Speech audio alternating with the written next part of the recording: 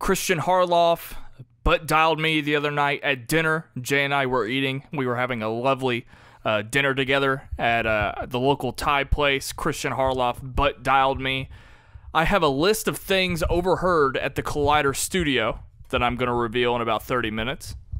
And you really heard these, right? You didn't just make this up. Like you didn't make this up on the spot. Well, not only did I hear them, you heard them because we were together at the Thai restaurant. Oh yeah, that's right, 100%. And I put it on speaker so that everyone in the restaurant, our waitresses, even the busboy could hear it. I mean, they were all very clear. Like, there's no mistaking. I know that all of these are real and true. I will reveal them in about 30 minutes, despite everyone's wishes over in the studio. They tried to hold me back, but luckily I'm out of town. I live out of town, and they've got no strings on me. Okay. Cops are trying to shut us down.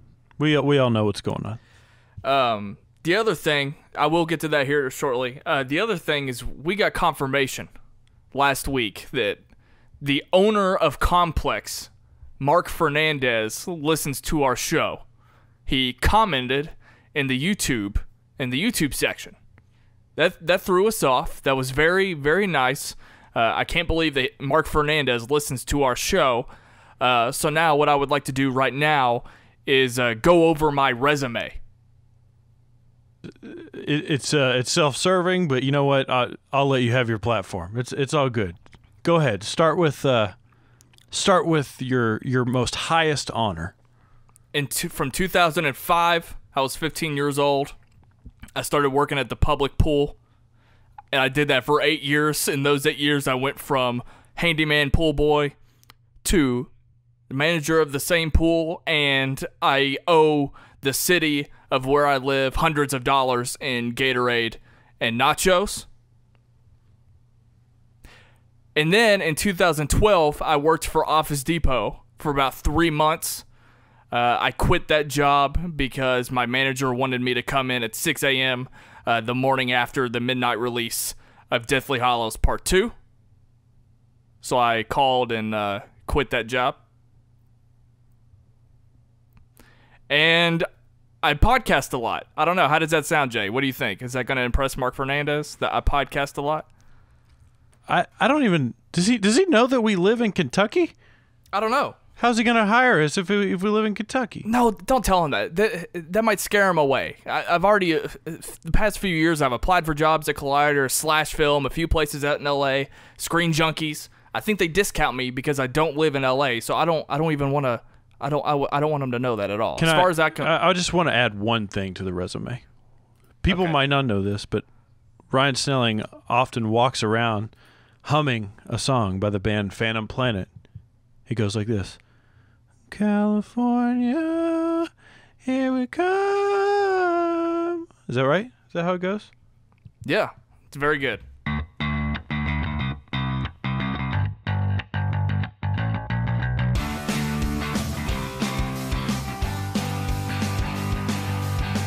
Introducing first,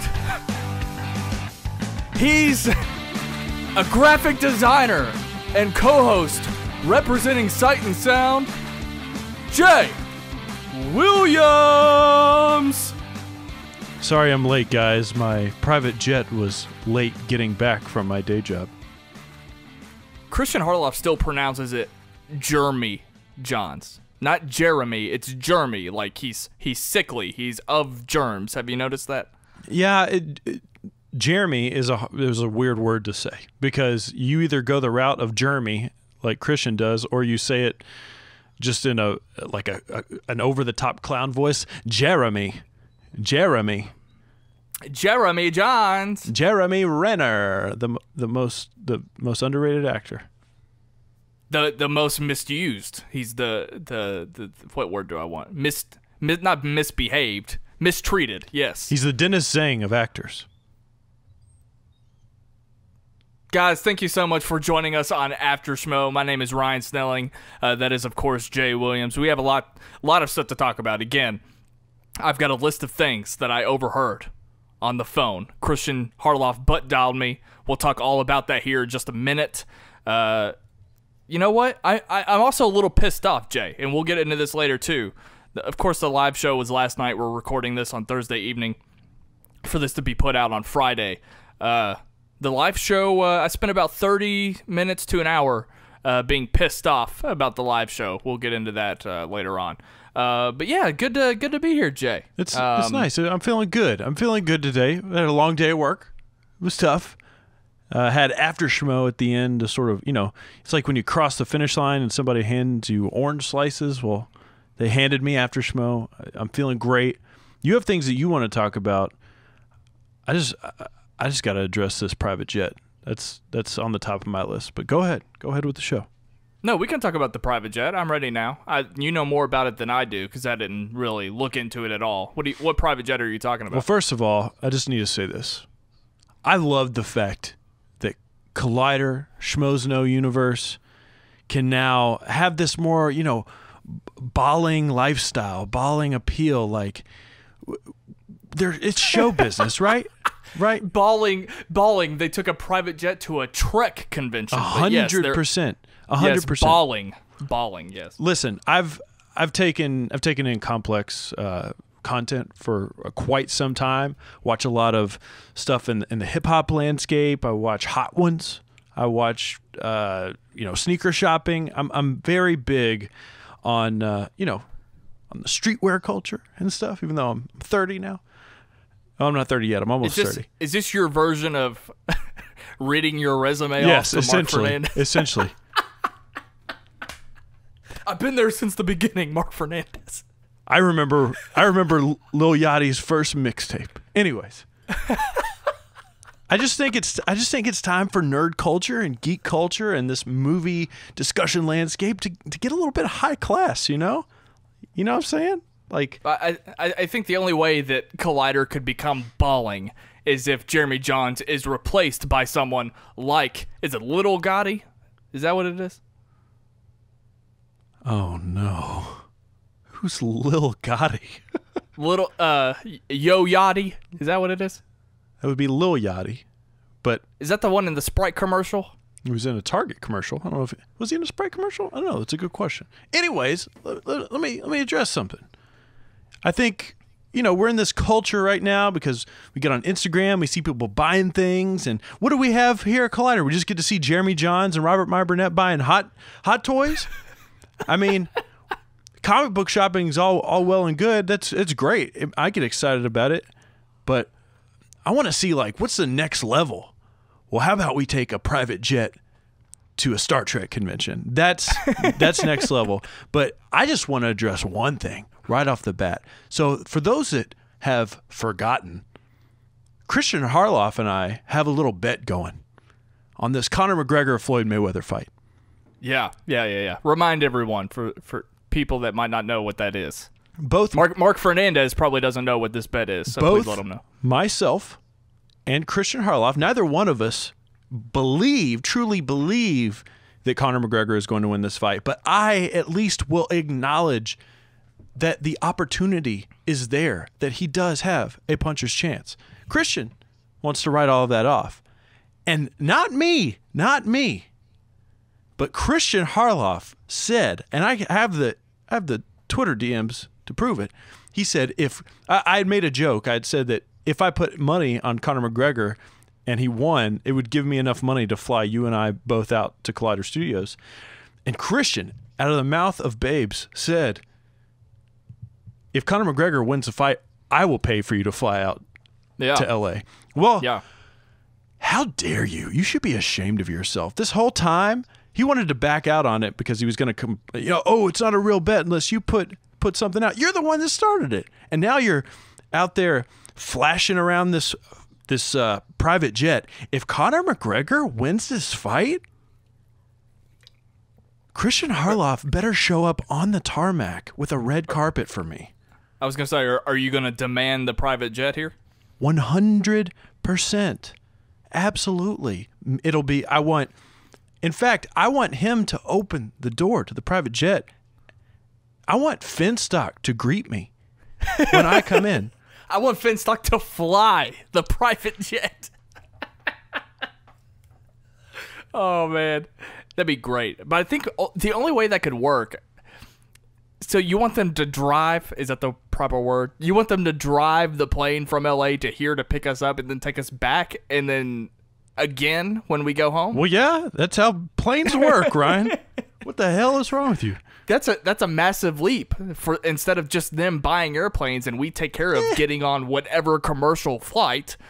It's a big leap. I mean, I would love it too, but I think that's a massive difference, a massive stretch. I mean, I could see Kristian being reserved about that type of bet. Look, okay, we work hard, all right? We work very hard. We put an episode out on SK Plus every single week. We don't let tiny squabbles stand in the way of uploading podcasts, okay? I've made so many I've made a few logos for shows on SK Plus. Some of them that they're not even using. Of course, all we ask for is Kristian Harloff's beautiful face here in Lexington, Kentucky, where he can pick us up and take us back to LA. You made a logo for the Harloff podcast, a podcast that he did not plan on continuing. Like, he's like, hey, I did this one podcast months ago. I need to upload it to YouTube. Let me get a designer to take the time to design something specifically for some old episodes, even though I don't plan on continuing this show. You did that for Kristian Harloff. And you know what? The other thing, too, every time I mention Kristian coming on the show, he doesn't reply. Well, of course. Just to rub after salt in the all wound. the episodes of After Schmoe that I've given to him, he can't even reply to a message when I ask him to come on the show. That's the kind of boss we're dealing with. I hope Marc Fernandez is listening to this, because consider this a file in the complaint department at Complex. Absolutely. He should be ashamed of himself. To rub salt in the wound, not only did he not use my logo, well, he did use my logo. He used it once and to upload some back catalog episodes, but he actually didn't even ask me, or I don't even know if he approved it. I think RB3 just approved it, because RB3 is the one that put in the request. I just looked one day, and it showed up on SK+. He's going to be so mad at us because we haven't gotten into it. Should we get into it? Should we get into some stuff? I was about to make a harsh segue and just ask you about top 10. We've gone like 3 weeks. We have neglected top 10 week after week. It's my fault. I have forgotten to bring up discussing the top 10 show since it has returned. I was actually very much looking forward to your opinion of the show, because the top 10 Collider version was out when you weren't really as involved. I know that you were aware and you know what it was, but I knew that you didn't really have context for what the traditional show was. So there goes your dog barking. Keep it going. I shut the door. Okay. Oh, your room's gonna get hot. So I want to know what you thought about. I don't know how many episodes you've listened to, but what did you think about Top 10's return? That's a good question, because here's the funny thing about it. A lot of people that listen to this, they have context of the show being a podcast only, and I only knew of it being a show on Collider. As soon as I heard this podcast, it clicked with me. I got it. I get what people were missing. I get why there was this huge campaign for it to come back. It was fantastic, man. I thought it was amazing. Nost, Roca, I mean, just doing their magic. Like, I love the long form discussions. I love the tangents that they can go on. I love that they're not hard pressed against a timetable, so to speak, a time limit. And I've only listened to 2 episodes so far, but just to give you like my complete thoughts on it, the other day I woke up and I refreshed my podcast feed and I saw that they had an episode called Top 10 Movies with Cities in It. And I just thought to myself, that is such a good idea. And I can appreciate that. You and I both create a lot of content, and I just appreciate that. I appreciate the finer things. I think when you do categories like that, it prevents from the show being redundant. And I know that that's kind of obvious, but for example, I mean, within a few months, you could accomplish like greatest war movies, Spielberg movies, greatest Oscar movies. And it's possible that you might talk about like Saving Private Ryan 3 times in a short amount of time, right? But when you get oddly specific with the title of the show in that sense, then you could bring up movies that may never have the chance to be on the top 10 show otherwise. So I very much like that they're doing that, because it didn't really get, from what I remember, that kind of specific on Collider. So the fact that they're able to branch out and do that is great. I loved it. I was so happy to see this come back. Unfortunately, I think something like the Outlaw Nation, I think people were so amped up about that coming back, or starting, excuse me, and I think it fell off a little bit because I think that it's a very specific show, and Roka wants to do political things, and that's fine, but I think the heat meter went down a little bit on that show. I'm happy to see something like Top 10 come back, so a show that potentially everyone could think, oh, this is now obviously the best show on SK+, and now I think it can kind of steadily keep that title. For so many people. I do think it's so quality, so pro. Their chemistry is fantastic, and I definitely appreciate the work, because I guess I should have realized that they are probably watching a lot of these movies before the show, whereas originally I just kind of thought, well, maybe they were just kind of researching and not really watching it over again. But they happen to kind of start every single discussion with, so I watched this again last week, and right.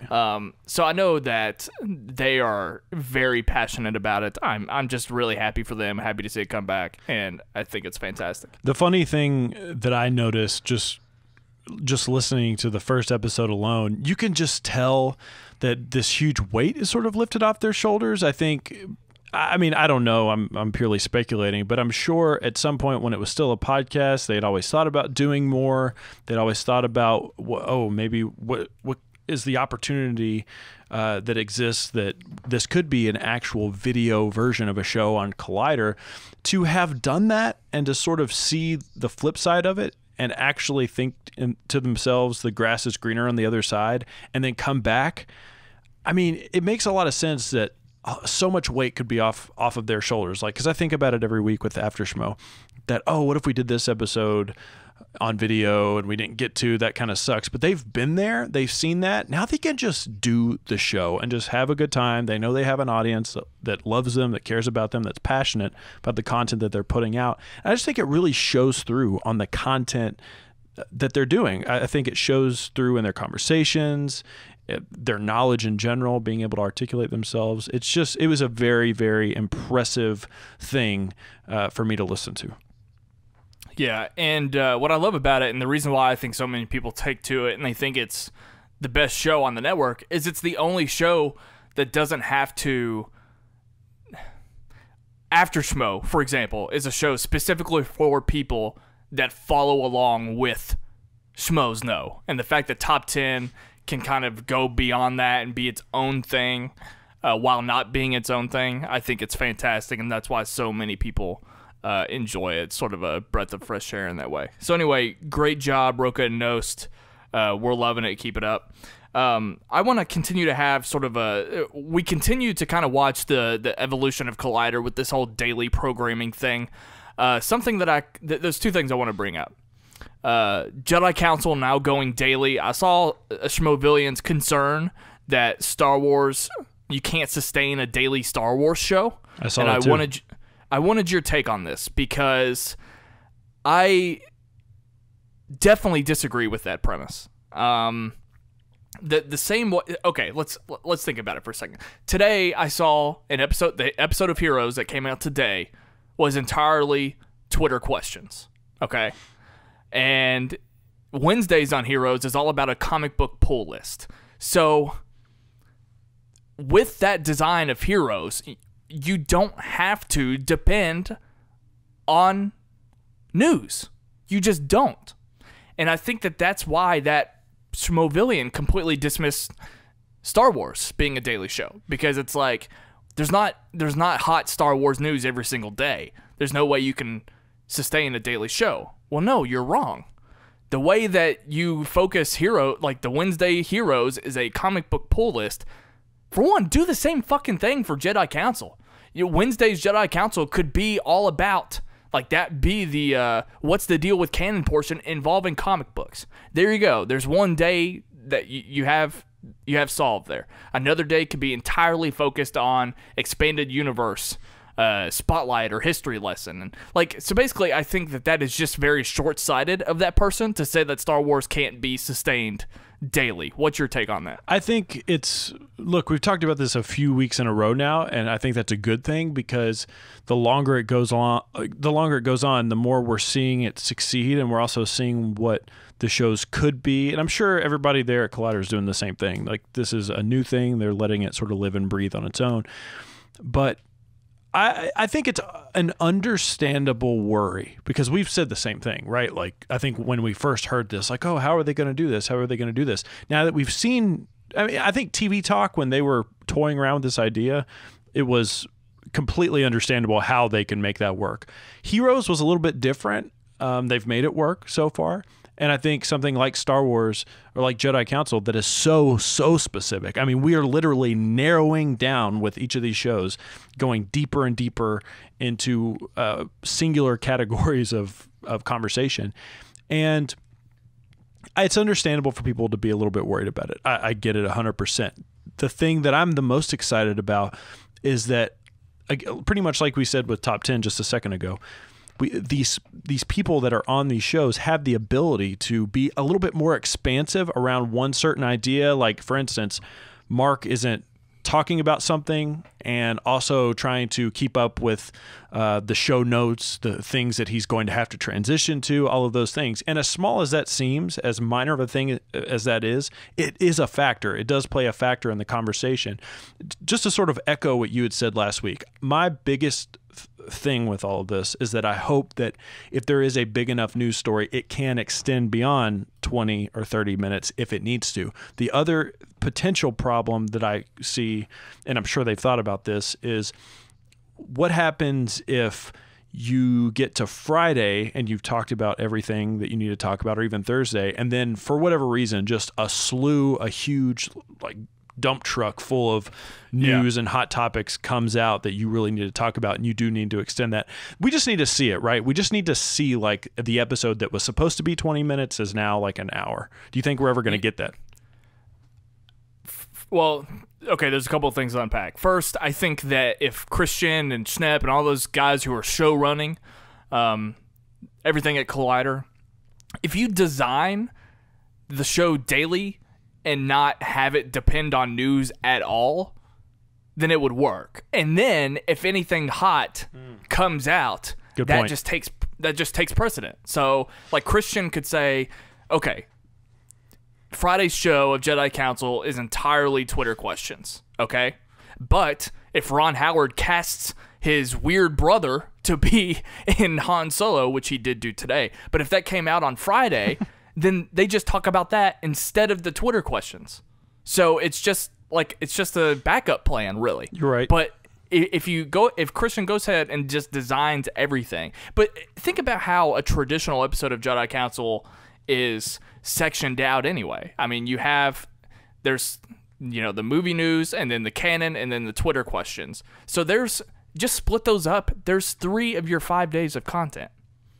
Yeah. Right there. Yeah. So I just think, again, it's very short-sighted to say that you can't do a daily Star Wars show. Actually, if anything, they should strive to do the daily Star Wars show, because who else is doing a daily Star Wars show? Screen Junkies isn't. Right. Right? Who else? I mean, I know Star Wars podcasts don't go daily. So fucking do it. Okay, so 2 things real quick. I want to ask you this first question, which is, actually, no, let me make a statement first. It's kind of funny that I don't know why I went on this whole thing about, well, how can they do it? How can they make it work? I do the exact same thing with my music show on Sight and Sound. Like, at the beginning of every week, I say, this is the topic that I'm going to talk about. And then if something does come up, like, I don't know, whatever it is, some huge hot topic, you sort of put the other one on the bench and you talk about that and then you come back to it. So you're 100% right. I don't know why I didn't think about that. Sometimes I'm a dum-dum. It's been a long day. Anyways, you're right about this daily content thing, but I want to ask you this question because I don't know how much you've actually fully wrapped your mind around this. Put yourself in a position of somebody, and I asked this on pre-Schmoe last night, put yourself in the position of somebody who is an avid Collider watcher. Like, I mean, because we know they exist. Somebody that watches every single thing that they put out. Okay? Now imagine waking up one day and all of that's changed and your content load has literally like tripled overnight. Put yourself in their position. Do you think that those people are more than likely going to try to keep up with it still with daily TV talk, daily heroes, daily Jedi Council, daily movie talk? Or do you think that maybe they pick and choose, which would be the more understandable way? Or do you think maybe they get frustrated and they say to themselves, this is overload, the sort of, collider burnout? Do you think that exists, that concept exists? I've talked a lot about collider burnout previously on the show, but I am really glad that you asked this question because you sort of read my mind, and I definitely wanted to bring this up. Because of all the daily content that we're getting with TV Talk Heroes, Jedi Council, Movie Talk just went from, and this is purely my opinion, Movie Talk just went from flagship must-watch daily to just the cherry on top. Because there's so much recycling and overlap, Movie Talk is usually primarily, Star Wars, superhero stuff. Right. I don't have to watch Movie Talk anymore because Heroes is daily. I'm going to get the hot takes on the latest comic book knowledge. I don't always get Mark Ellis. I don't always get Jeremy Johns per se. But Movie Talk, I know that they're still running it as a flagship show. It's the one show that still sustains that 45-minute time period. But for me personally, it's taken the back seat. Okay, let me extrapolate on this because this is a fantastic conversation. So let me tell you what I've enjoyed about Movie Talk lately. First of all, as strange as it is, I've actually been more interested in paying attention to Movie Talk on a more regular basis than I was, and I think this is purely down to redundancy. And we've talked about it before. In the previous phase of Collider, you're getting the same types of content, the same personalities over and over and over again, and it sort of just becomes expected, I think.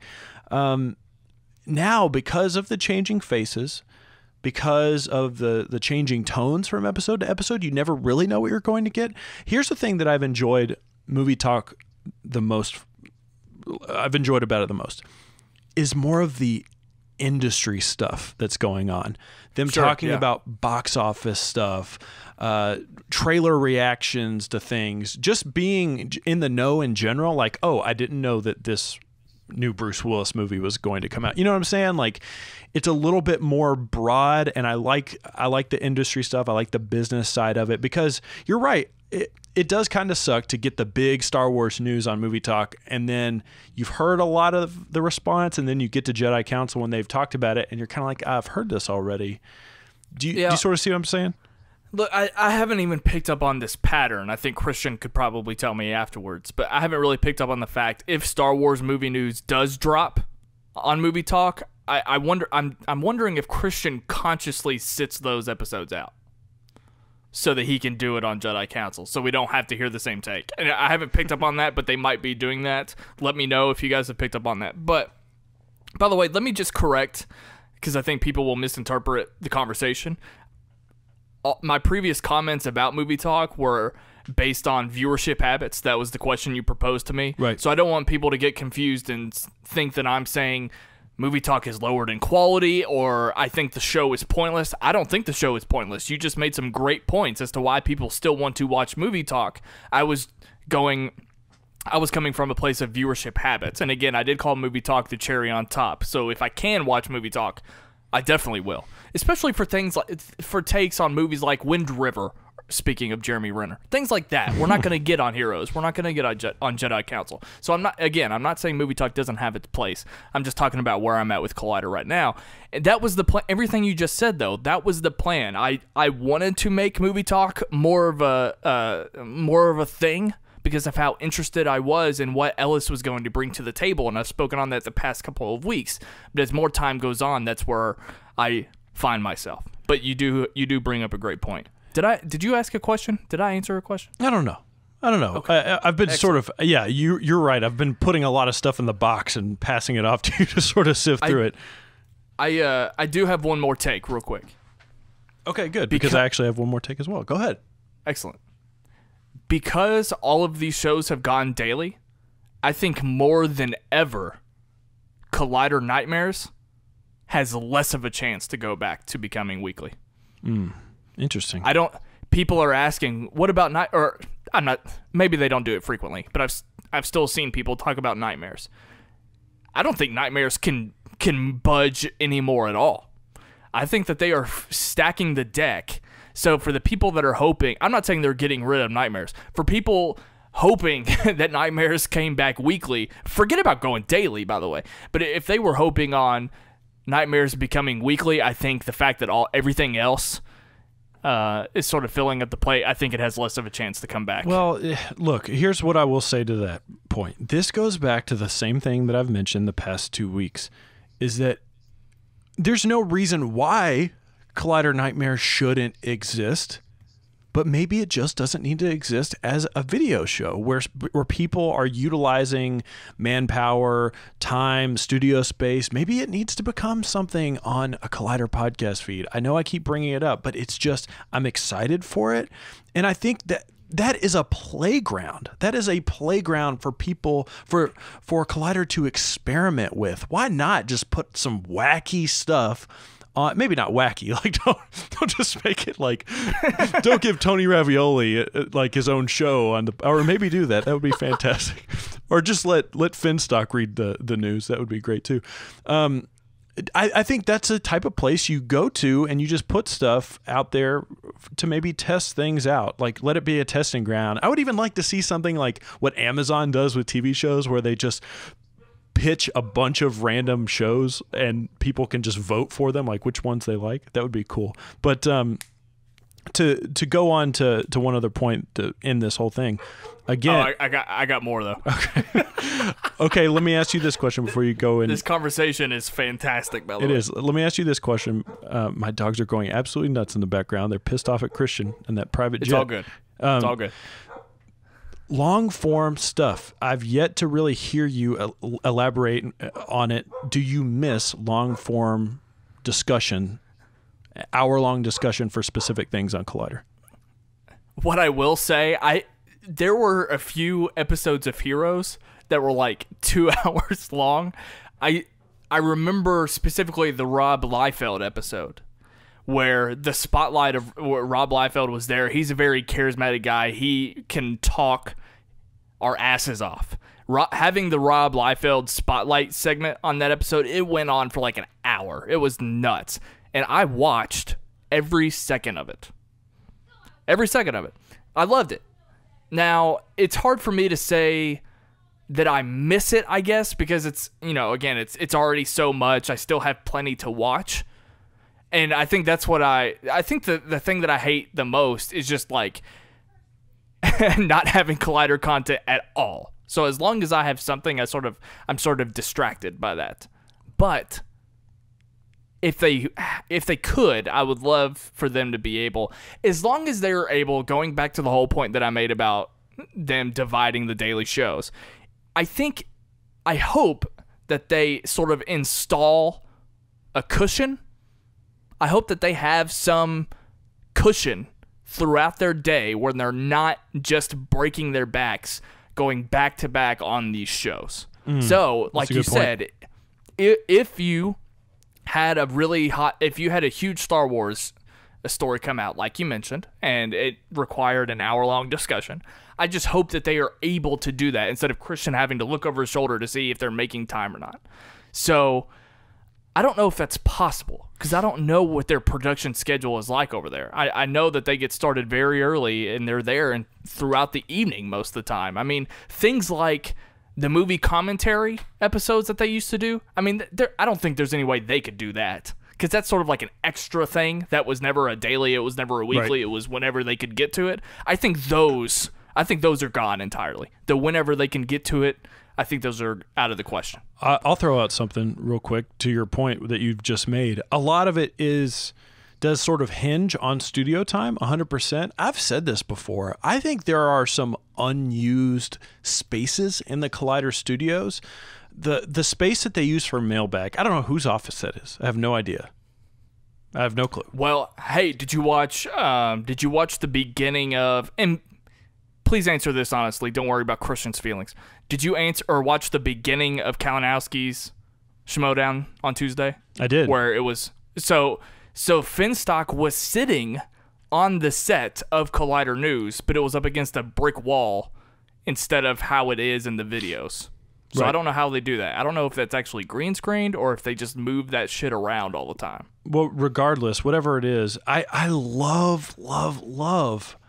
Like, we don't talk about it that much. I feel like it's not discussed a lot. But I think the mailbag setup, the two people standing there with that tall desk, I think that is a great setup. And I just, if the studio space is of the issue to what you were just saying, I would love to see them utilize that for something. You know what I'm saying? And you don't have to worry about the camera operator. And that's a whole thing too, right? With a 20 and 30 minute long episode length. I mean, do we have to have camera switching like the whole time? Just maybe have like a more minimalistic sort of approach to things.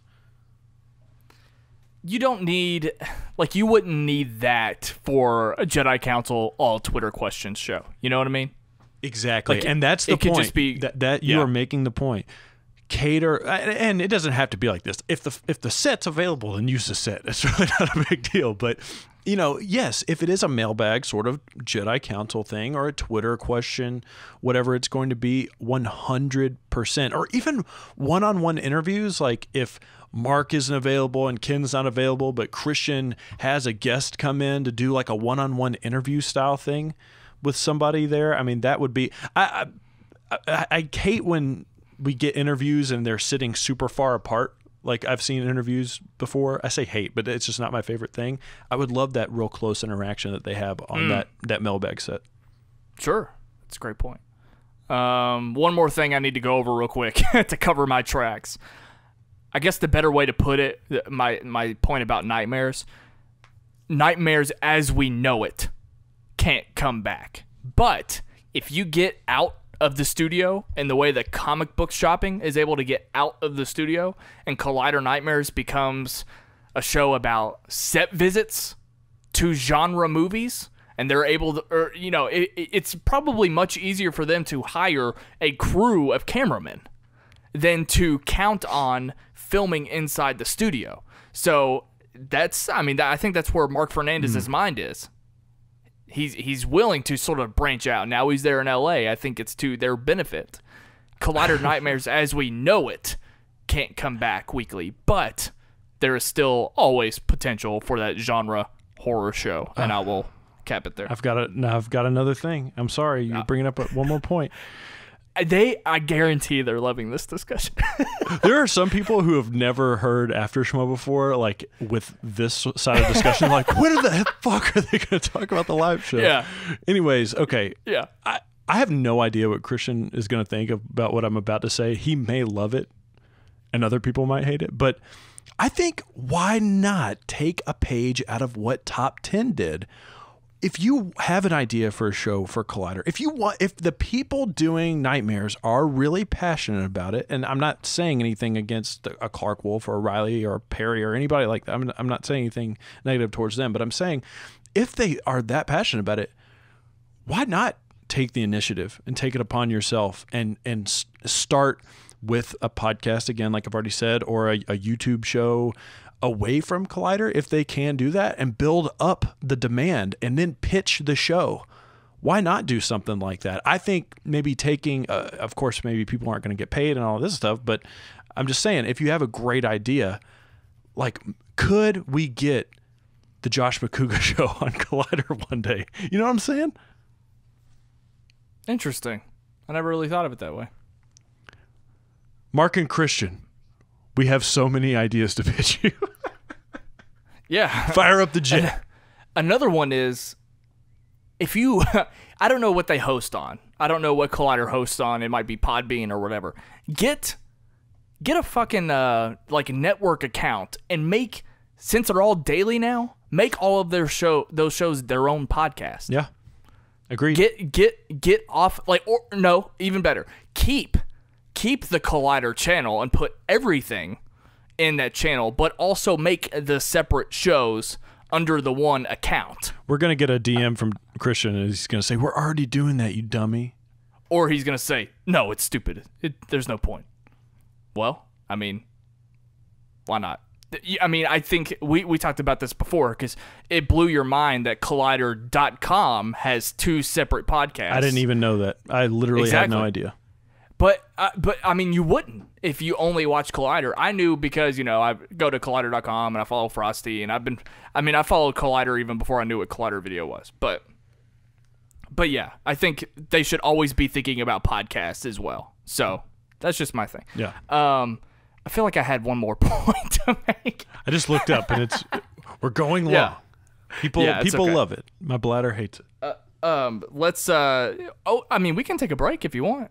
Oh yeah? Is this where we drop in a Sight and Sound ad? We didn't pay for it. Yeah, we could do that. Okay. Here, I'll pause it. Let's take a break, and then we'll come back.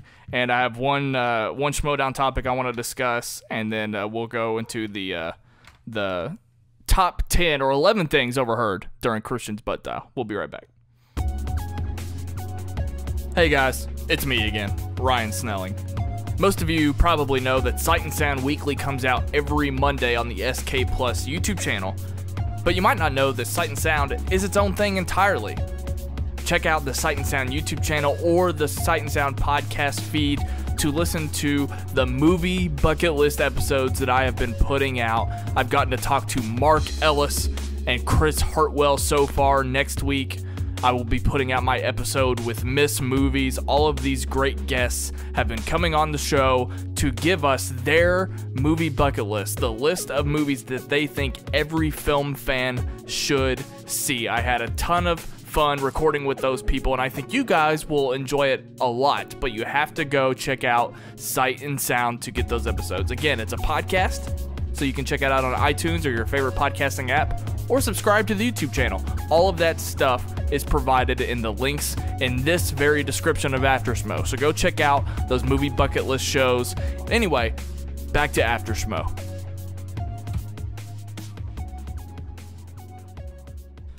Okay, one final question. Do James Bond, Indiana Jones, and Back to the Future belong in Innergeekdom?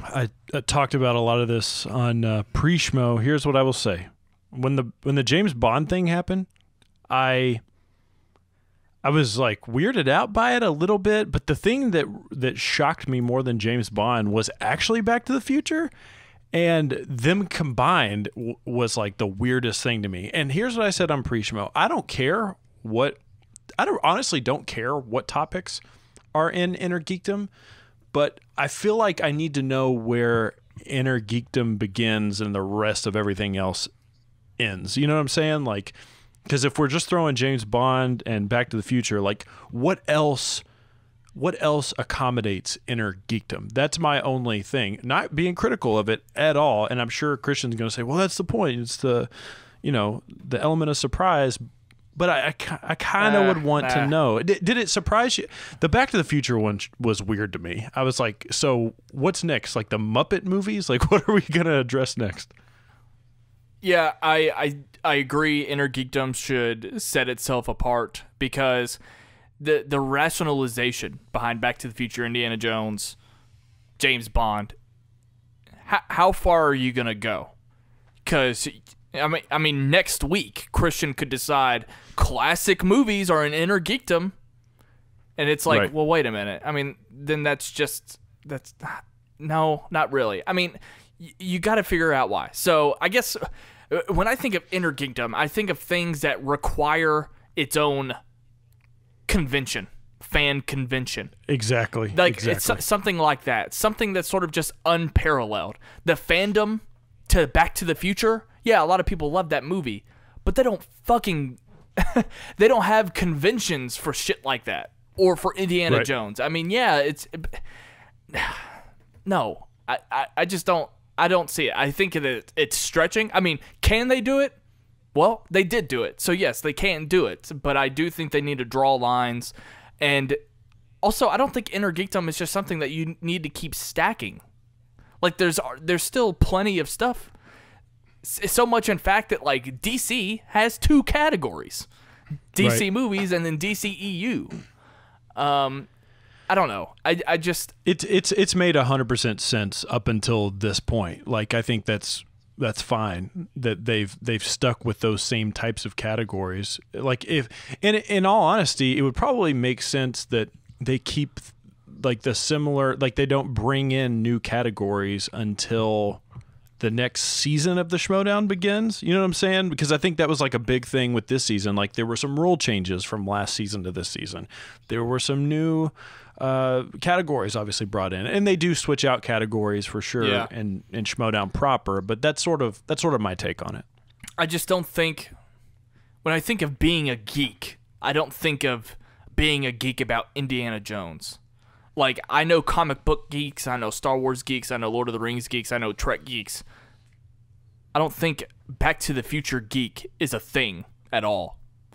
Right. And then you're also talking about, like, specifically Indy and Back to the Future. There's only 3 or 4 movies. Bond has 23. So I know you have to be, like, it does mean something to me as far as movie trivia goes if you're great at James Bond films. Like, that is a great feat. But again, I think, yes, those things are popular, but I don't think they are geekery, to use. Geekery. Yeah. I just think it's stretching. Like, it might have a place. I don't know. I have no idea. I just want to say one thing about that match. It's that I've actually said it on this show. I've gone on record saying that I think Rachel Cushing 100% is your next Innergeekdom champion. You could just see it by her performance alone. It was fantastic. Not only was it fantastic, it was stunning. I was so impressed by it. Also, how great, well, I don't know if you listened to it or not, but how great was it that we got to couple her appearance on Innergeekdom, her match, with her being on Beardo. I thought that episode was fantastic.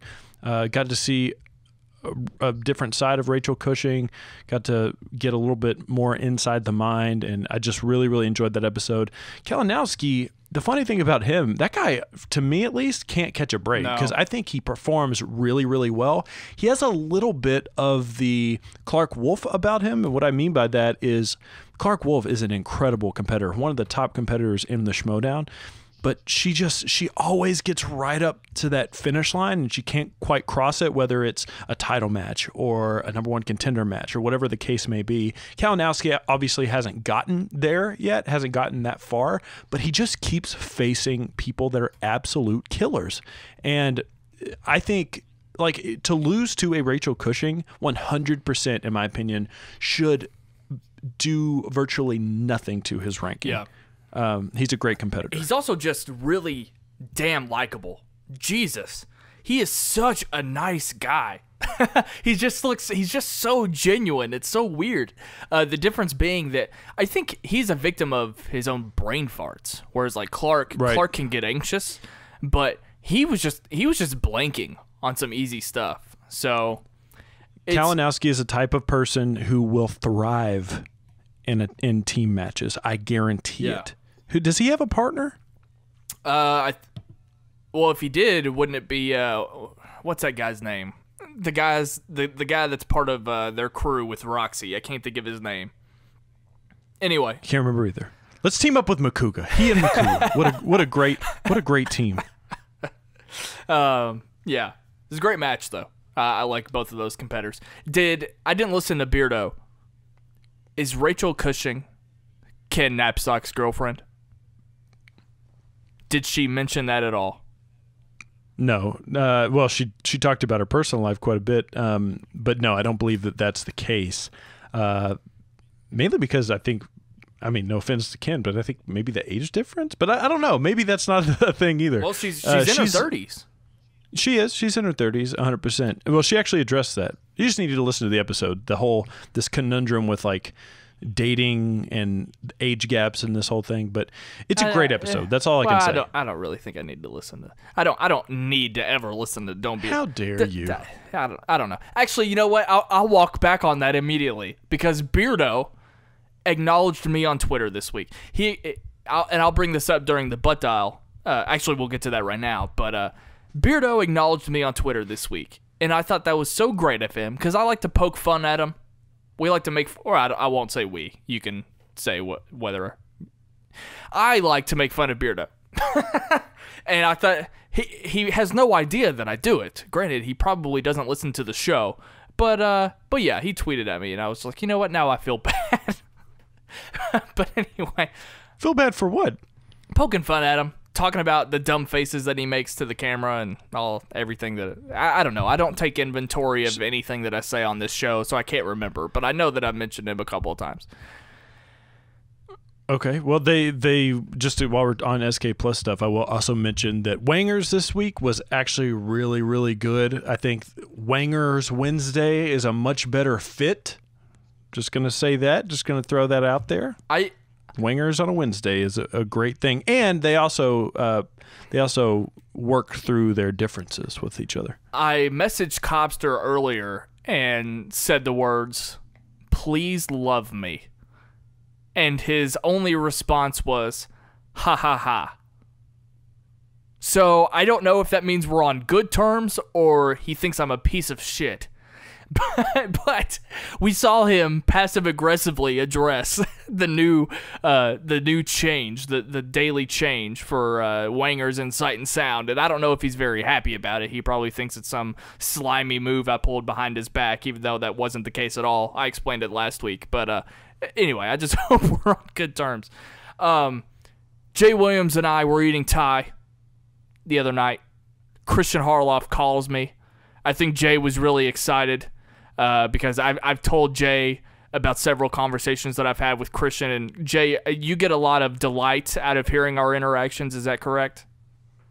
I think it's one of the most bizarre things in the entire world, hearing you all interact with each other.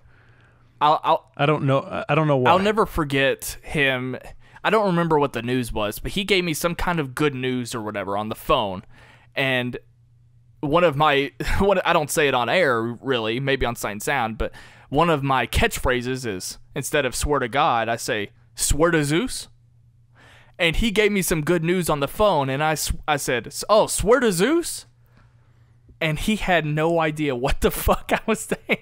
He was like, what? Was his response, swear to me? No, he just said, what? And laughed, and then kept talking. He didn't even acknowledge that, or continue to acknowledge that I said that. But anyway, they swear to me. They are bizarre conversations, but I was curious what he had to say because he never really calls me, and I was excited that you were there to have a first-person account of one of our conversations. I pick up the phone.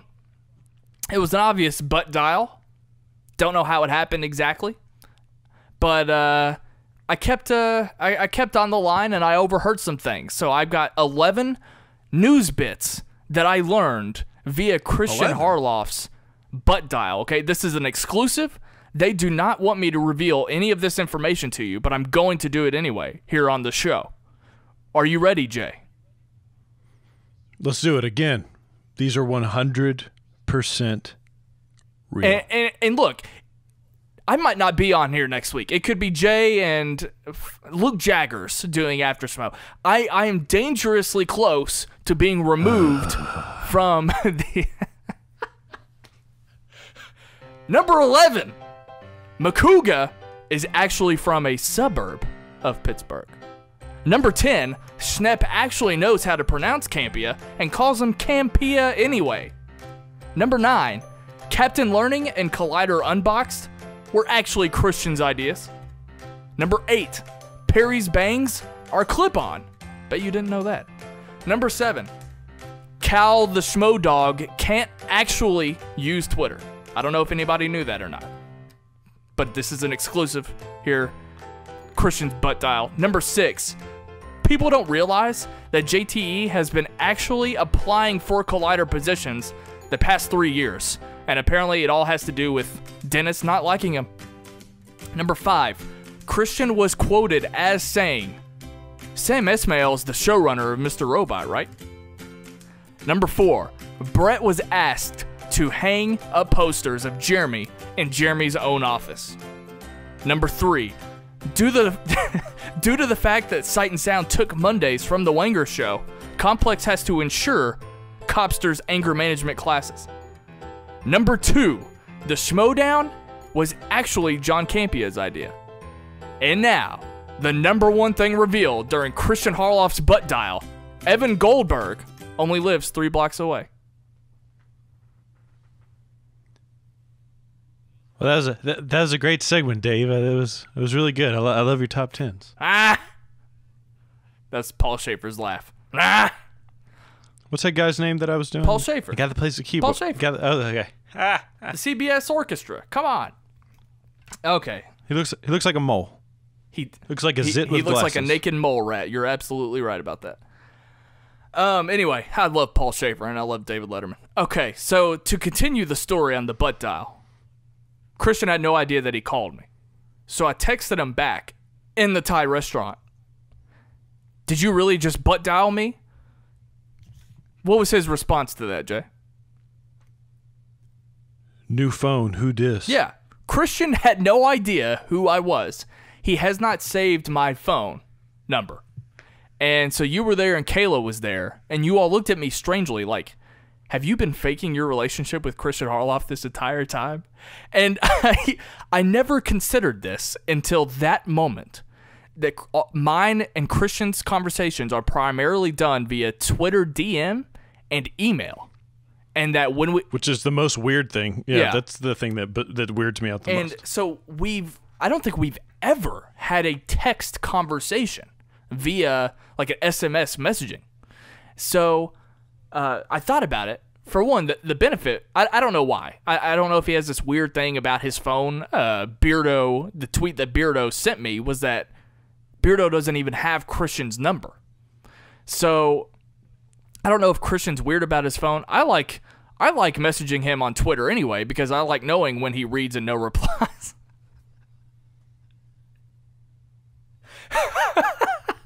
But regardless, I never realized that he had no reason. In fact, every single phone conversation that I've had with him has been because he has messaged me to call him. So it's weird. He doesn't care that I have his number, but he's particular about where we communicate. So I've always found that fascinating. So anyway, those were the top 11 things. I was shocked to learn that Cal, the Schmoe dog, isn't actually using the Twitter account. I think that's the biggest takeaway. 100%. Yeah, absolutely. Without a doubt. Anyway, I think that's it. Are you ready to get into Schmoes Know Show number 294? I have many a notes that need to be read. Let's do it. Let's kick it off. So we like to hear Jay's stream of consciousness notes. This is Kristian Harloff's favorite part of the show. Jay, what do you got for us? Well, it's good that I'm doing this one because we did so much Collider stuff. Sorry, Kristian, I'm going to have to cancel the history lesson this week. Oh, you're just... That's your excuse? You're walking back? Take my word for it. I had one prepared. All right, these are your Schmoes Know Live Show stream of consciousness notes brought to you by SightSoundPod.com. Who the hell is that kid behind the wangers? Who is that? Wanger show was fire. Wangers on Wednesdays. Makes sense to me. Cobster has a weird hair. If you're going... Okay, I don't know why it says this. If you're going lettuce wrap, you go Jimmy John's. Everyone knows that. Nice little touch letting Grace sit in on the interview. She's doing great, and she's overcome the fourth chair curse. My God, what a shit show when they came back from break. Quote, what is the state slogan for California? The Golden Bear? Collider missing out on Hartwell. Now it's time for Sight and Sound to scoop him up. I don't think Jared Hoban likes being on the show purely because Hartwell is clearly the swoon of the schmoes. Did Mark say fruits and beverages? When he meant to say fruits and vegetables. Yeah, that's what it is, fruits and beverages. Hartwell generating this discussion. Wow. Wait, what? Ken has a girlfriend? Can we direct Ken to not put the microphone arm directly in front of his face? Thanks. Anytime they do this thing where they pick one movie from a genre or a catalog, Riley always gets to pick first, and he takes the best answer. Last time, he picked Lion King for favorite Disney movie. The ending of The Mist is one of the best movie endings I've ever seen. I'm convinced that person behind the wingers is the guy that's been giving us thumbs down on our videos. And that is your Schmoes Know Show, stream of conscious notes brought to you by SightSoundPod.com. So I think the Schmoes Know Show crew has a lot to answer to this week. They have a lot of reasons that they should feel ashamed of themselves. But starting right off the top here, the kid, and I've already forgotten his name. Well, clearly that was Harry Styles, fresh off the set of Dunkirk. You see that white T-shirt? He was styling and profiling back there. I was trying to figure out for the entire show who the hell that was. Me too. And Ellis obviously went right over him. He introduced everyone behind the Wanger show, Ellis did. He talked about Cobster being back there, RB3, Ace, blah, blah, blah. It was glaringly obvious that he purposefully did not include that person. I just thought that was really weird. And then we didn't even get that person wasn't even acknowledged until the end of the show. Yes. That's it. That's it right there. I don't even know, like, why do you... Okay, two things. One, why do you even put him there if you're not even going to acknowledge him or address him? And two, who set his desk up in the shot? Kristian Harloff? He was sitting, like, we saw the side profile of him for the entire time. If he's even going to be on there... I mean, Ace, who has like a segment on the show. What does Ace do? He usually stands out of frame. Like, what the hell? Now, hold on. Let's be clear. This mysterious person, and I'm going to continue to call him a mysterious person, even though people are going to be like, his name is this. This mystery person, this enigma, is not the problem. The problem was that they just acted like he wasn't there. So I have no problem being there at all. I just... Absolutely. Why not answer that question very early? So... It's Brett's replacement. Maybe. Man, I missed Brett. I did miss Brett. But anyway, yeah, I just thought that was so weird. Because again, he was very much in the shot. They weren't fooling anyone. There was also... But then again, your question was, why is he sitting there? It's because if he's sitting anywhere else, he ends up just not being able to see the show. Because if he goes any farther left, he's behind that red curtain. So I understand, again, it's not about him in general. It's about why they didn't address him. So anyway, I just thought that was strange. Last time something like this happened, we had the introduction of Finstock when he was just meandering around the studio. This is, I mean, unless he's going to be like the new... obscure character in the Schmoedown. And I'll be damned if I'm ever a guest on that show and I'm being seen in the shot. Oh, we will be heard. They will 100% let the audience know that I'm there. We might not be involved with the show at all. We might not get any airtime. But if I happen to be in the background of the Wangers, I'm going to approach the camera and say hi. And hey, I'm going to be up front. They don't want us on the live show. I'm just going to throw this out there. We like to incite wackiness, okay? Oh, yeah. They don't have anyone on the live show that likes to incite wackiness, Jay. You better hope that Mark Ellis isn't running the show when we come on, because he likes to do these transitions. It would be my goal to throw Mark Ellis off of his game. I want him to transition the untransitionable, segue the unsegwayable. Macuga was a shining light this episode. I feel like I agree. He more than most appearances, he was just there to make shitty jokes, and I don't mean that in a bad way. I thought it was hilarious. This whole Macuga's walk off bit could potentially be the best bit that the show's done in years. Love it. I love it. You're getting Macuga in bursts. He clearly. Look, let's just call it ace and ace here. No pun intended. Macuga, when he is forced to do the show in its entirety, he doesn't want to be there. He peters out. It's clearly weighing down on him like the invisible weight on Cobster's shoulders. It's just not the right thing. This is the right thing. For you get quality over quantity with Josh Macuga. Not that I don't love him, but it's just this compact ball of energy, and I'm so happy. Who knows what he was doing afterwards? Probably going to film an episode of the Josh Macuga show, and he was keeping his energy levels up. But I love it. And let's be honest, we don't actually want Macuga's movie takes. The only time he's ever really on the show is when Kristian needs him to inform him about television. That's shows. right. I mean, let's face it. Everyone skips mailbag when he is on the show. Let's face it. How dare you? How dare you? He is nothing but a revelation on that show. Okay? You should be ashamed of yourself, okay? I mean, I'm just saying. I want Macuga to be involved, but I don't know. You don't even like his VR videos. Just say how you feel. Say exactly how you feel. No, you don't like it. I was the one person this week. I sent Ellis a text that he ignored. I said, I want to hear about Confederate.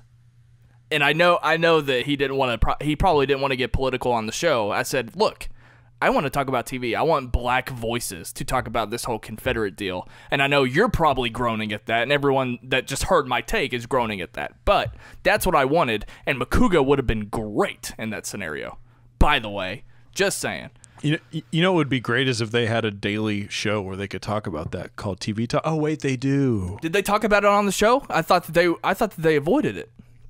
I don't know. I didn't listen this week to TV Talk. Sorry, Joe. Please correct me, because I legitimately don't know if they addressed Confederate on TV Talk. I don't know if that shows their cowardice over at Collide. Okay, that's a little strong. I'm sorry. Yeah, where'd that come from? Jesus. Here, I have to build up my. There's a shots fired. I've got shots later. I'll reserve them for later. Let's get back to positivity. Macuga's walk-off bit could potentially be the best thing ever. As long as he doesn't have a legit reason to have to leave, because then we could spend our entire time guessing when Macuga is leaving. You know? That would make it better. Like, if he just waits for either the best joke of the night or the worst joke of the night to leave on top, that would be great. And it could happen 5 minutes before the entire live show ends. That would be a real treat. But it would spoil it if we caught on to Macuga always leaves at 7:30 or whatever. What if it was something ridiculous like Josh Macuga and Chris Hartwell can't be in the same building together? Because he doesn't like those insightful takes that Chris Hartwell lets all the air out of the balloon.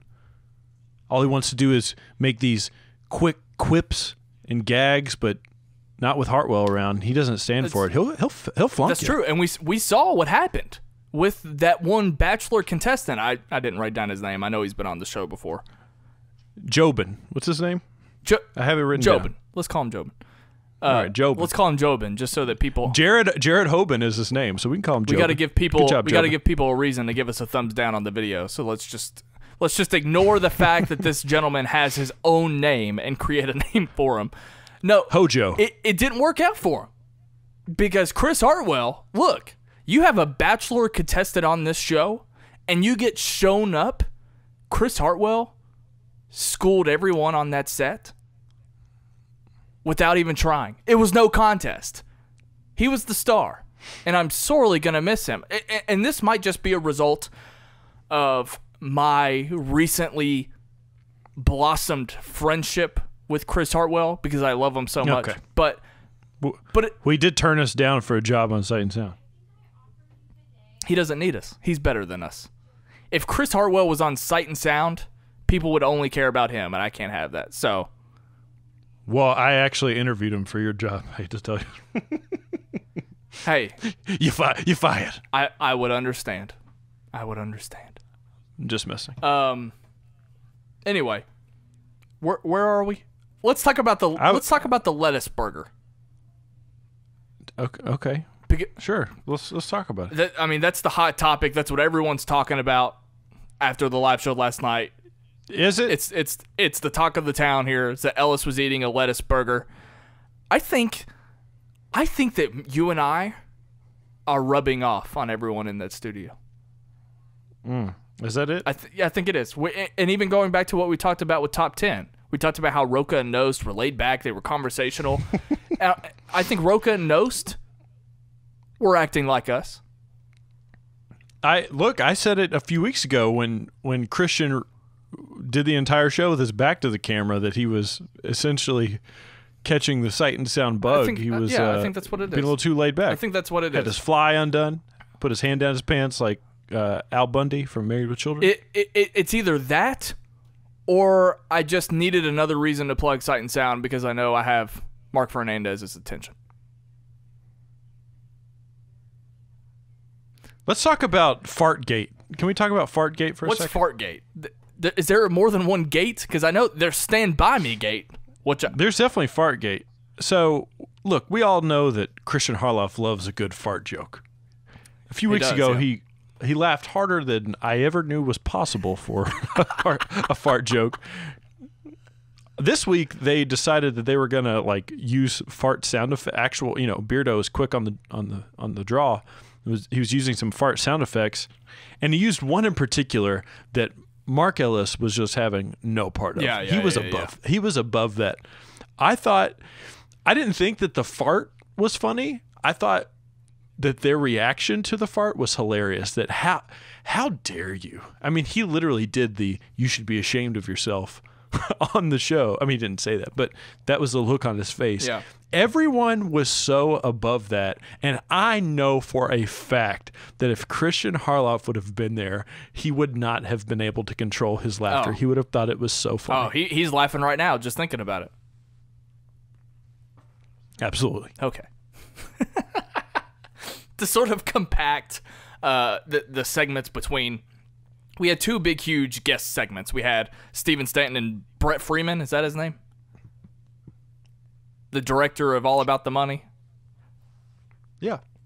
Are you sure? Anyway, we had a segment of them talking about their movie, and of course we have Jobin and Chris Hartwell later. I thought it sucked that... No, hold on. I didn't think the show sucked. I think that it was strange that the segment involving the comedy director about the comedy movie wasn't nearly as funny as having Jobin and Chris Hartwell. Like, if you go back and look at the show, that portion, having Chris and everybody on, when everyone was able to talk amongst each other, that was far more interesting and funny than the segment about the comedy director, and I thought that was so weird. It was strange. It was a little bit more laid back. I felt like I had walked in on people talking in a green room before a show, which is fine. Maybe you want to recreate that sort of thing, but I just think they were having a great time. I mean, the guy, when he left, he said, "Hey, can I get one more beer?" I mean, he just legitimately loved being there. Yeah. Which I thought it was great. I mean, you are right though. It was funny because that segment seemed like it. I don't know if maybe I'm just used to those interview portions being later in the show, but when it was over, I thought to myself, I was like, oh, we've only got 20 minutes of the show left. No, not at all. Yeah. We had a whole hour, and I was like, holy shit, this is... It just seemed like it went on a lot longer than it did. Yeah. And I'm not trying to discount anything that they were there to do, because I totally get it. I love filmmaking, and I love when they have guests that talk about filmmaking. I thought it was weird. The director, I think, was from Tennessee. He had a Middle Tennessee, whatever that university is, hat on. Middle Tennessee State. Yeah, that's right. He was probably the first Schmoes Know guest that I've heard that sounded like us. Because of his accent. I thought that was... I didn't even pick up on it just because I'm numb to it now. It was barely there, but I heard it. He sounded like me. I thought it was cool. And I just kind of love the idea... hearing about how they put this movie together. I'll tell you what, though.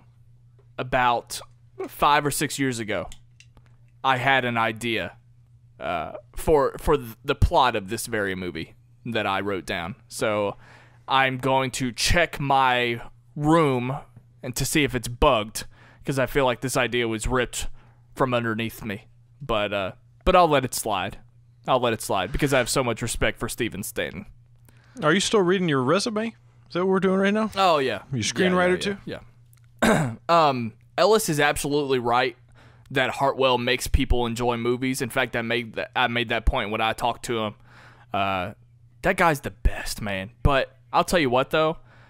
When they showed the clip of Film Negative that had so many clips of Speed Racer, those clips legitimately made me want to throw up. I only have one recollection of the Speed Racer. I remember starting it and turning it off like within 15 minutes of it. I respect what he's trying to do, but I just can't get on board this time. And to be totally fair, I haven't seen the movie ever. I've never seen Speed Racer. The only thing that would get me to see it is because I want to watch Matthew Fox do something. But that's it. Because I love Matthew Fox. Also, I'm rewatching Lost right now. Do what? I'm rewatching Lost right now. Oh, I would love to be you. I guess I could just rewatch it on my own. But anyway, can we start a Lost podcast? Anyway, let's look. They were talking about Speed Racer, and anytime a Wachowski movie is being brought up, there's a ticking time bomb. And I was just waiting. I know exactly what you're talking about because when it happened, I said, "Oh, there it is. There it is." Anytime. Come on, Jobin. Come on, Jobin. Do better, Jobin.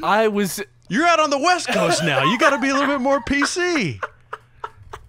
Who are you, Finstock? Oh. You're not playing a character. You're not wearing a beard mask. You can't just say whatever insensitive shit comes to your mind.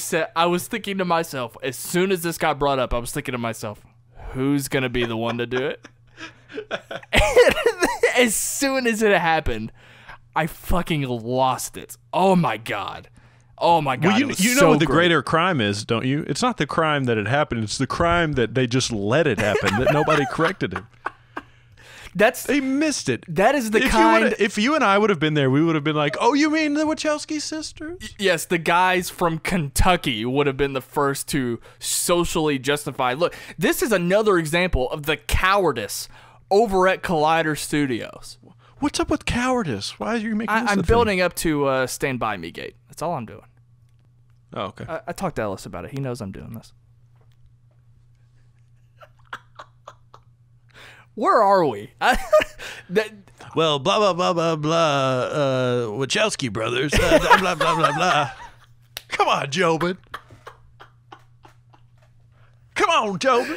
Oh, man. Oh, God. That was so great. Anyway, again, that could have only happened in that type of segment. Like, it didn't get brought up. That whole portion of the show was filled with some laugh-out-loud funny moments.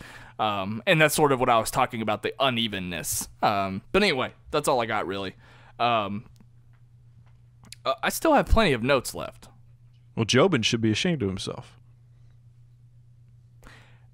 What haven't we addressed inside of your notes? Because I've got plenty of notes left, but I don't know. But I'm like a Josh Macuga. I'm petering out. I don't know. It's all this pressure about talking about Collider. Ken had a girlfriend. Where'd that come from? I think it's Rachel Cushing. You've been on Tinder. Stop. I know that's the easy place to go is Rachel Cushing, but it's because it makes so much damn sense. She just came from out of nowhere. No one had ever heard of Rachel Cushing until just one day she's his tag team partner. If you would listen to Beardo, you know exactly where she came from. Her and Kristian were good old buddies. I think she came from Ken's house. Well, I know exactly where she came from. Do your homework, Jobin. I think the show is much more interesting if I don't know anything at all.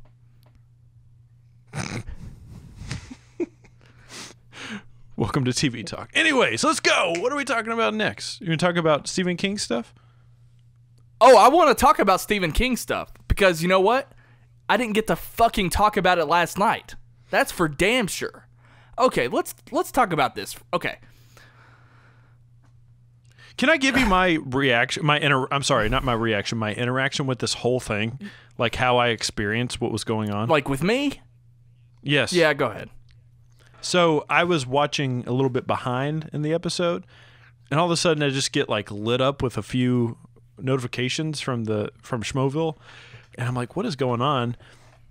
And I see a Graham Butler, I see a Kristen Smith, and Then all of a sudden, I'm back, I'm watching the show again, and I decide to go back to it. Like, what were they talking about? And then I see you going crazy, and I'm like, what is happening right now? Like, what is going on? So please, elaborate, enlighten me. Yeah. I've had a love-hate relationship with the whole concept of the phone calls. You know me. You've been there when I've been trying to call into the show, and it's never quite worked out. I know that a lot of people are calling in. You can see how many people are watching the show at a time. But there have been times that it rings through. But the call will ring through, like instead of getting the busy tone, the call will ring through and they're just not picking up. So in a sense, I've gotten through, but it's because they're still talking about God knows what, that they're not taking phone calls. So what happened last night is that I have something to offer, and I think, this is my time. This is my time to call into the show. My boy Hartwell is there. I can apologize to Copster, and I know I wasn't going to make it all about me because I know we were talking about Stephen King movies. So I put Stand By Me on lockdown. You know me, I love my coming of age, but I didn't go with the movie It because that's the obvious choice. I was ready. I was focused. I was lasered in. I was going to call into the show and talk about Stand By Me with Mark Riley. And I was so excited. So what happens? They put up the phone number and then talked about Stephen King movies for about 15 minutes, taking up all the good picks. And you know what, frankly, I don't even know. I'm not sure they wanted a discussion with their fans. Okay, let's be frank here, because they didn't. They took all of the good ones. They had the phone number up for forever and just wasted away, not giving the fans the opportunity. I mean, they took all the good ones. And I was actually very lucky. I thought the planets were aligning because they continued to not mention Stand By Me at all. So I was like, this sucks, but maybe it'll pay off. It was like a movie moment. I hope that through all these trials, I would finally take home the prize. And you know what? It didn't happen. And I was going to light up the show, Jay. Oh, you're still talking? Oh, I'm sorry, what? You know how many times I called the Schmoes Know Show last night? 146 times. And I got through 6 of those times. And then they just go to Stardust reactions like they haven't done that already, just so they can make their weekly pick of Late to the Party. Because Late to the Party apparently is the only Stardust account that can win things on the live show. So let's make sure that we get to Stardust reactions to talk about Late to the Party instead of letting Snelling call into the show. And frankly, I don't really know if I don't know if I should ever be doing this again, because I don't like the idea of Copster controlling my life in that sense. Because he can I interject here? Hang on okay, a second. yeah. All right. First of all, you need to take it easy. Oh, I'm not done. I told you. You sent me a screenshot of how many times you had called. And I said, I've called 0 times because of 2 things. 1, I don't like disappointment. And 2, I also don't like putting my fate in Copster's hands, especially when there's a clear vendetta against us. Now, here's the thing that you need to keep in mind. I'm going to play devil's advocate here. This is karma. Karma. Because you, on this show, have set a precedent of the people who call into the show. You have called them trash. You have categorized their discussions as lackluster. You have said that they should be ashamed of themselves. And not only that, but you also said at one point that you weren't going to call in anymore. You get what you get, Ryan Snelling. Is this how you treat one of your network hosts? I host 2 fucking shows on the SK Plus. You would never do this to Matt Nost. Well, they did take away his show for a little bit. That was campy as doing. I mean, when Kristian's, I can't wait to hear from Kristian. I can't wait to hear what Kristian has to say about this. I mean, when's he coming back? I would love. I considered not watching the show until he came back. Until I knew. I'd like to know what he thinks of all of this. I'm serious. He's probably not even going to care, just like he didn't care about that note that you sent him. They would never do this to Dennis Zhang. And I mean, frankly, everyone there should just be ashamed of themselves. Just open the phone lines right up for Chris Skaliski. He gets to call in whenever he wants. And you know what? Shout out to our boy Matthew Kearns. He got in. He had a great phone call. I'm glad that he was represented there. But, I mean, other than that, I mean, the way that they treated everyone, they took all the good picks, and they didn't even represent Stand By Me. And they should be ashamed of themselves. So, look, I don't know if I'll ever call into the show again. Frankly, I don't know if I'll ever watch the show again until I hear from Kristian. But welcome to After Schmoe with Jaye Williams and Luke Jaggers. I called Marc last night. Did he answer? I called him. He did not answer, and then he called me back about 15 minutes later. I said, Ellis, what the hell? And was talking to him like, what do you think about all the stuff on the Facebook and the Twitter and me? He was like, oh, was something going on? I said, yeah, you didn't hear Ken call me out at the end of the show? And he goes, oh, I thought he was just plugging you. This goes back to the conversation we had with Kristian that one time where he said, so does Ellis give you guys notes? We were like, what? He goes, damn it, Marc.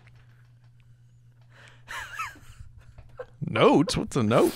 And then the other weird thing about Ellis is I was talking to him on the phone, and he wasn't with anyone. He was in his car. We were talking. And during the entire conversation, his cadence, he was talking to me like he was hosting the conversation. And I said, Ellis, what are you doing? He goes, I don't know. What am I doing? I said, you're talking to me like I actually did call into the show, and you're like... So Ryan Snelling, what did you think about the show tonight? That's how he was. That's what he was doing. He was like, so Ryan, I don't know about this phone call you speak of, but I can certainly assure you that everyone there was. And I was like, wait, and we didn't even have a conversation because every time he said something, I'm like, what are you doing? Talk to me like you're talking to me? I don't know what you're talking about. I'm actually just about to pack up, and he got on a flight and he was going wherever to do a show. I just thought it was so strange. Did he plug himself at the end of the conversation? It was like that, and I'm being totally serious. That's how he did it. He could have plugged himself at the end of that conversation. It would have fit right into everything else he was doing. I hated it so much that I couldn't just talk to him. So finally, I just said, okay, this is nothing. I'm getting off here. It was the strangest thing. But anyway. So weird. It was a great show, man. This week was a great show. It was a fun show. I didn't expect it to be as fun as it was, and that's nothing against anybody, but just because there wasn't a lot to talk about this week. I feel like in the movie landscape, but nonetheless, it was a good show. Let's be clear. I think that your hesitation came from the fact that Kristian wasn't going to be there. A little bit. A little bit. But nonetheless, all right, we're running along. Right. Even I'm getting worried. We're so thankful to everyone who listens to After Schmoe, whether it be on the SK Plus YouTube channel or the Schmoes Know podcast feed. There's a lot of other shows there. Our other show, Sight and Sound, can be found on the YouTube channel. But you've got Don't Be Your Beardo. You've got The Wanger Show. You've got Outlaw Nation. You've got Top 10. You got Schmoedown Rundown, hosted by Aaron and Frank. Bunch of great shows all over the channels, and we appreciate your support, whether it's in the comments, thumbs ups, or written review on iTunes. We greatly appreciate all that you do for us, Schmoeville. Jaye Williams, where can the good people find you? You can find me at Jaye Williams, J to the A to the Y to the E on Twitter and Instagram. It's the same for both. Make sure you're checking out the Sight and Sound YouTube page if you are a fan of Ryan Snelling and Jaye Williams.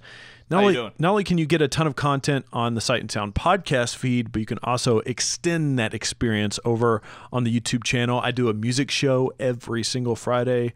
It's a great, great time. Ryan just dropped his movie bucket list episodes with a guy you might have heard of named Chris Hartwell and some other dude named Mark Ellis. He's got one with Miss Movies coming up, I believe.